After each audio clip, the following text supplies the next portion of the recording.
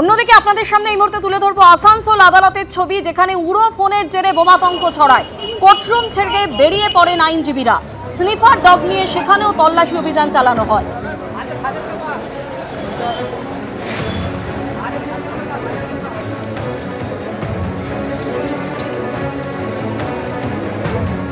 আসানসোল আদালত, যেখানে উড়ো ফোনের জেরে বোমাতঙ্ক ছড়ায়, কোর্টরুম ছেড়ে বেরিয়ে পড়েন আইনজীবীরা এবং ঘটনাস্থলে এসে পৌঁছয় বম্ব স্কোয়াডও।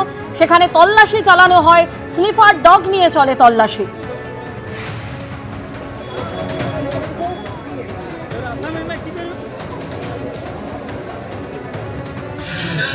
দুর্গাপুর মহকুমা আদালতেও বোমাতঙ্ক আমরা দেখতে পাচ্ছি যে এই জাজ যারা রয়েছেন বা অন্যান্য যারা আইনজীবী রয়েছেন, দেখাবো আইনজীবীরাও সকলে কোর্ট থেকে চলে যাচ্ছেন এবং এই কোর্ট করিডোর কিন্তু ফাঁকা করে বেরিয়ে চলে যাচ্ছেন বাইরে।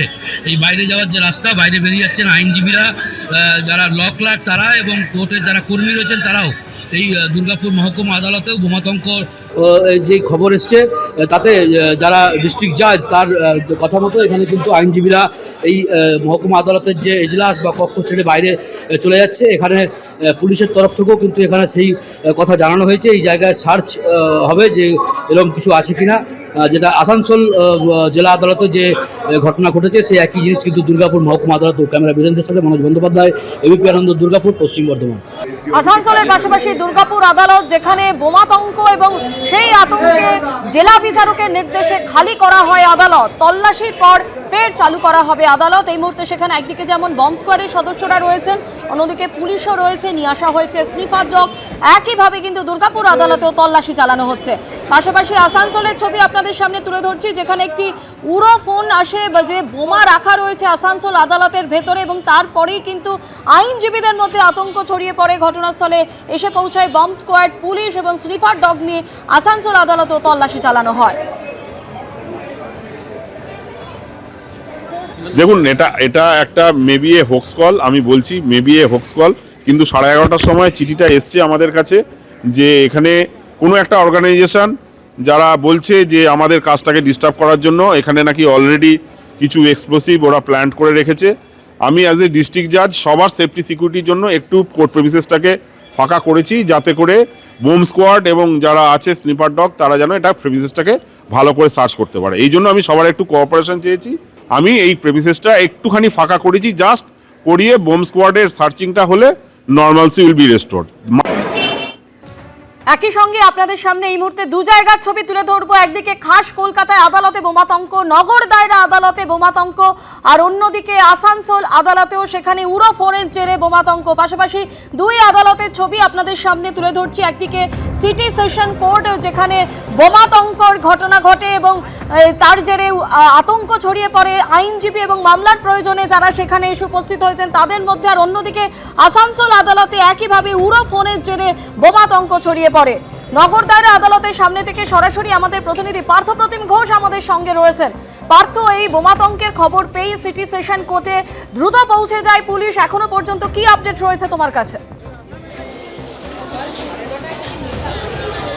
দেখো, যে বিষয়ে জানতে পারছি সেটা হচ্ছে চিফ জাজের কাছে একটি মেল আসে সকালবেলা 9টা বা 9:30 নাগাদ, এবং সেই ক্ষেত্রে সেই মেলে বলা হয় যে বোমা রাখা আছে আদালতের মধ্যে।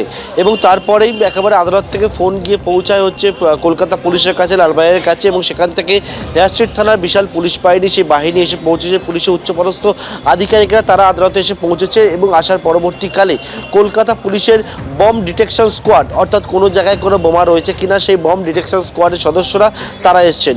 এবং প্রথমে সিটি সেশন কোর্ট, সেই সিটি সেশন কোর্টের ভেতরে তারা সেখানে গিয়ে পৌঁছেছেন এবং গিয়ে হচ্ছে বিভিন্ন যে জায়গাগুলো রয়েছে, বিভিন্ন ফ্লোরে বিচারকদের যে ঘর রয়েছে, এছাড়া ফ্লোরের বাইরের যে অংশ রয়েছে সেখানে কোনো রকমভাবে সন্দেহজনক কিছু আছে কিনা সেই বিষয়টা তারা একবারে পরীক্ষা নিরীক্ষা করে বিভিন্ন ফ্লোরে গিয়ে। অন্যদিকে আমরা এখন যে জায়গায় রয়েছে এটা হচ্ছে ব্যাংশাল আদালত, অর্থাৎ সিটি সেশন কোর্টে পিছন থেকে ব্যাংশাল আদালত, যেটা হচ্ছে মেট্রো সিএমএম অর্থাৎ চিফ মেট্রোপলিটন ম্যাজিস্ট্রেটের যে যেখানে আদালত রয়েছে, এবং সেখানেও একেবারে কিছুক্ষণ আগে এই যে টিমটা এসে পৌঁছায়, অর্থাৎ যারা হচ্ছে বম্ব ডিটেকশন স্কোয়াডের, সেই বম্ব ডিটেকশন স্কোয়াডের টিম তারা এসে পৌঁছেছে এবং এসে ব্যাংশাল আদালতের ভিতরে সিএমএম যে চেম্বার রয়েছে, এছাড়া আদালতের কোর্ট রুম রয়েছে, সেখানে তারা গিয়েছেন এবং গিয়ে কিন্তু খোঁজাখুঁজি করছেন, কিন্তু এখনো পর্যন্ত সন্দেহজনক কিছু পাওয়া যায়নি। এইটা গেলে একটা বিষয়। আবার দ্বিতীয় বিষয়টা যেটা হচ্ছে সেটা হচ্ছে পুলিশের পার্ট। এই মেলটা কে পাঠালো, কি উদ্দেশ্যে পাঠালো, সেই বিষয়টা একেবারে পুলিশ ইতিমধ্যেই সেই মেল যিনি করেছেন বা যেখান থেকে এসছে সেই আইপি অ্যাড্রেস খুঁজে সেই মেল কোথা থেকে এসছে সেই বিষয়টাও লালবাজারের সাইবার বিভাগ থেকে শুরু করে পুলিশের আধিকারিকরা তারা সেটাও খতিয়ে দেখার কাজ শুরু করছে। আমার সহকর্মী শান্তনু দত্ত যে ছবিটা দেখাচ্ছে এটা হচ্ছে ব্যাংশাল আদালতের ছবি, এবং ব্যাংশাল আদালতের মধ্যে এই মুহূর্তে কিন্তু বম্ব ডিটেকশন স্কোয়াডের সদস্যরা তারা ভেতরে গিয়েছেন এবং গিয়ে পরীক্ষা নিরীক্ষা করছেন, কিন্তু এখনও পর্যন্ত সন্দেহজনক কোনো কিছু পাওয়া যায়নি। বিচারকদের সমস্ত ঘরের বাইরের অংশ, সেই সমস্ত জায়গায় মেটাল ডিটেক্টর সহ বিভিন্ন জিনিসপত্র বম্ব ডিটেক্ট করার জন্য সেইটার জন্য তারা নিয়ে গিয়ে সেই অত্যাধুনিক যন্ত্রপাতি নিয়ে গিয়ে পরীক্ষা নিরীক্ষা করা হচ্ছে, এবং স্নিফার ডগও নিয়ে আসা হয়েছিল এখানে, কিন্তু কোনো রকমভাবে কোনো সন্দেহজনক কিছু না থাকে বা আছে কি না সেই বিষয়টা আবার খুঁটিয়ে সেই সার্চ অপারেশন চালানো হচ্ছে গোটা আদালত চত্বর জুড়ে। পার্থ, তুমি আমাদের সঙ্গে থাকো। পাশাপাশি দুই ছবি আপনারা দেখছেন, একদিকে সিটি সেশন কোর্ট যেখানে প্রথমে বোমাতঙ্ক ছড়ায়, সেখানে এই মুহূর্তে বম্ব স্কোয়াডের সদস্যরা যেমন একদিকে তল্লাশি চালাচ্ছেন, এবং অন্যদিকে একেবারে পাশেই ব্যাংশাল কোর্ট, সেখানেও কিন্তু এই মুহূর্তে তল্লাশি চালানো হচ্ছে বম্ব স্কোয়াডের তরফে। নিয়ে আসা হয়েছে স্নিফার ডগ।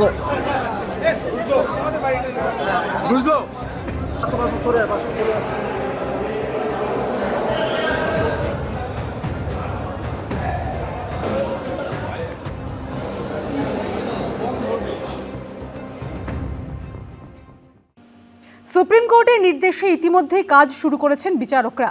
দিনের শুরুতে কমিশনের পোর্টালে লগইন আইডি নিয়ে কিছু সমস্যা হয়, তবে রাতে কমিশনের স্পেশাল অবজারভার সুব্রত গুপ্ত জানিয়েছেন বিচারকদের 200-র বেশি লগইন আইডি দিয়ে দেওয়া হয়েছে।